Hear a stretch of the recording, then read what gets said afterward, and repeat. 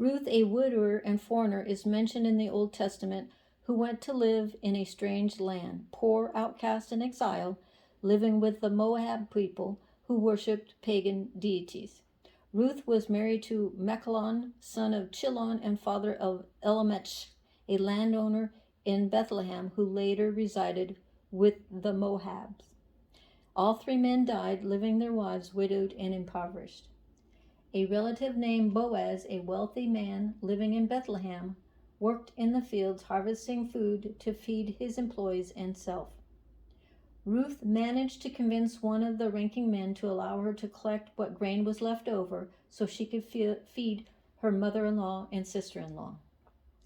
Ruth one night washed and changed her clothes and snuck into Boaz's house and laid at the end of his bed, waiting for him to wake up. Turning her away, Boaz, however, went in town and negotiated a price for all of the land Elimelech had left behind, which gave him the right to marry Ruth. Hannah, living in a remote part of Israel, her husband Elkanah, a bigamist, prayed to God, "My heart rejoices in the Lord. My horn is exalted in the Lord.